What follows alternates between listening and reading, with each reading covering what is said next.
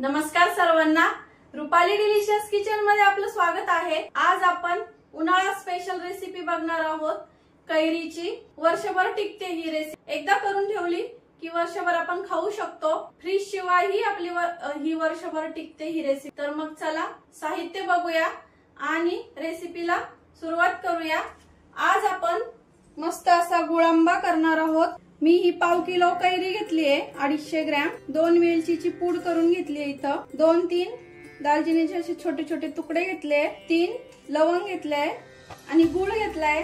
आपला कैरीचा खीस किती निघतो त्यानुसार आपल्याला आपण वाटीने मोजून घेणार आहे कैरीचा खीस, आणि मग त्यानंतर त्याच वाटीने आपण गुळ पण आपण मोजून घेणार आहे।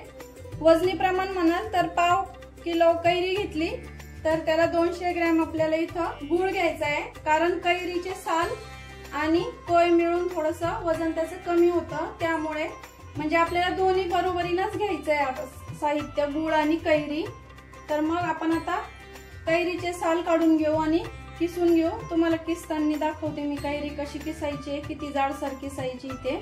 आपल्याला कैरीचे पुढचा टोक काढून घ्यायचा, याच्यात चीक असतो आणि असं या प्रकारे आपल्याला कैरी आता साल काढून घ्यायचे कैरीचे आणि मग खिसायची आहे। आपल्याला या प्रकारे अशी कैरी आपल्याला खिसून घ्यायची आहे, खूप जास्त बारीक नाही खिसायची आहे। आणि तुम्ही जर गोल आकाराची कैरी घेतली, म्हणजे जी जास्त खूप गावरान कैरी घेतली तर ती खूप आंबट असते, त्यामुळे तुम्ही गुळ थोडासा वाढून घ्या त्यामध्ये। मी ही तोतापुरी कैरी घेतली, थोडीशी कमी आंबट असते, त्यामुळे कैरी अशी किसून घेतली आहे। आता आपल्याला वाटलं तर आपण यातलं थोडंसं जे आंबट पाणी आहे ते काढून घेऊ शकतो, थोडीशी पिळायची, म्हणजे अशी खूप जास्त आंबट होत नाही गुळ आंबा आपला।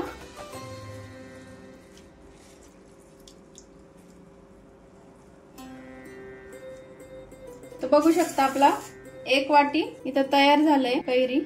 आता 1 वाटी कैरी, तर त्याला पुन्हा 1 वाटीच आपल्याला इथं गुळ घ्यायचा आहे।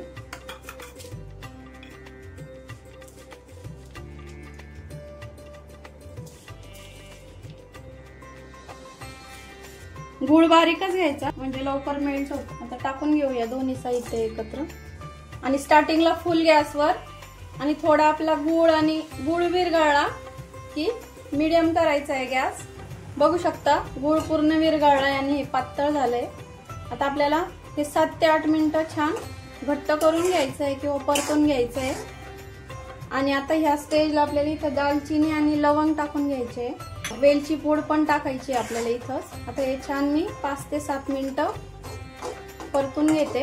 मीडियम गॅसवर करायचं आहे म्हणजे आपली कैरी पण शिजली पाहिजे, कैरी पण कच्ची राहता कामा नये। आणि कैरी शिजली कसं ओळखायचं, तर कैरी ट्रान्सपरंट दिसते लास्टला कैरी शिजली म्हणजे। बघू शकता आपल्याला एवढा पातळ ठेवायचा आहे, कारण थंड झाल्यावर तो पुन्हा घट्ट होतो जास्तीचा, आणि खूप जास्त घट्ट गुळांबा चांगला लागत नाही। तर आपली कैरी पण शिजली आहे, बघू शकता अशी ट्रान्सपरंट दिसते हलकीशी। एवढी ट्रान्सपरंट दिसली की समजायचं आपली कैरी पण शिजली आहे। आता काढून घेऊया। बघू शकता रंग वगैरे किती छान आलाय। खूप जास्त काळा गुळ घ्यायचा नाही, खूप जास्त काळा गुळ घेतला ना का त्यामुळे गुळांब्याचा कलर असा छान येत नाही। सुगंध तर एवढा छान येतोय ना, वेलची पूड, लवंग आणि दालचिनीच्या तुकड्यांमुळे खूप छान फ्लेवर येतोय, याचा अरोमा खूप छान येतोय याचा, या तिन्ही गोष्टींचा। त्यामुळे तुम्ही या तिन्ही वस्तू घाला तर बघू शकता मस्त आपला सुगंधित असा वर्षभर टिकणारा गुळांबा असा तयार झालेला आहे, मस्त आंबट गोड। तर रेसिपी नक्की ट्राय करा।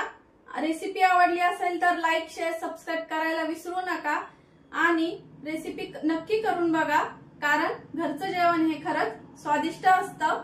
रेसिपी आवडली तर कमेंट करून नक्की सांगा कशी वाटली रेसिपी, आणि अशाच नवीन छान छान रेसिपींसोबत पुन्हा भेटूया। तोपर्यंत बाय बाय।